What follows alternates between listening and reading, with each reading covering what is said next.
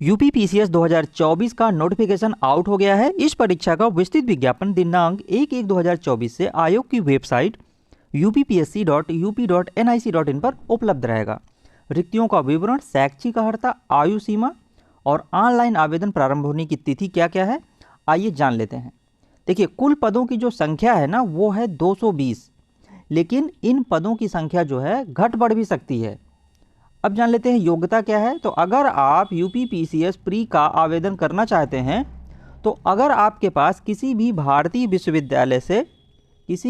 विश्वविद्यालय से स्नातक पास हैं अगर आप, तो आप इस फॉर्म को फिल कर सकते हैं।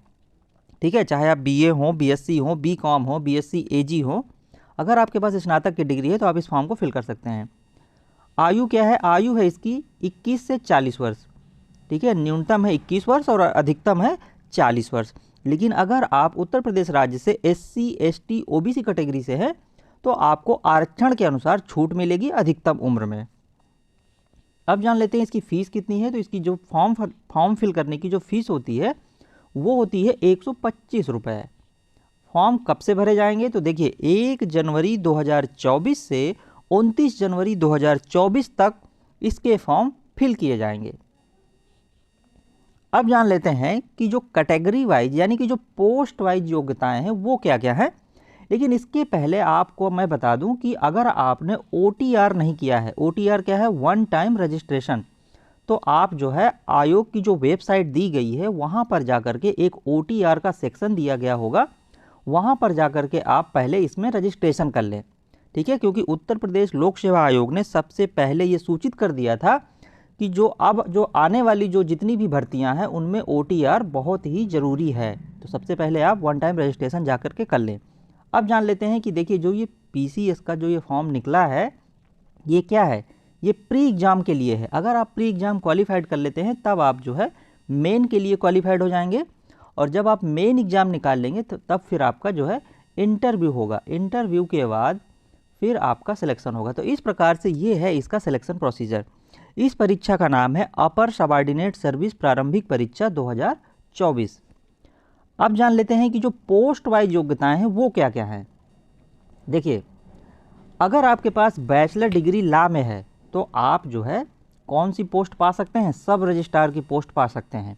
अगर आपके पास मास्टर डिग्री है किसी भी स्ट्रीम में तो आप जो है डिस्ट्रिक्ट बेसिक शिक्षा अधिकारी वाली जो पोस्ट है ना उसके लिए आप योग्य हैं।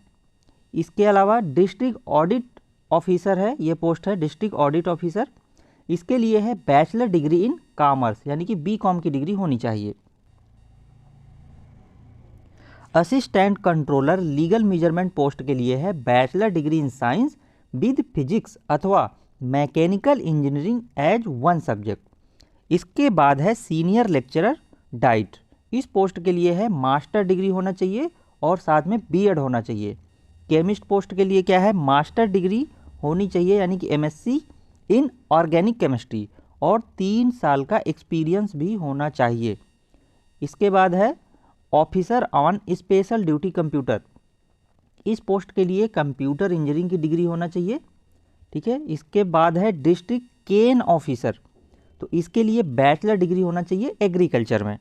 इसके बाद है लेबर इन्फोर्समेंट ऑफिसर, तो इसके लिए बैचलर डिग्री विद इकोनॉमिक्स के साथ होना चाहिए।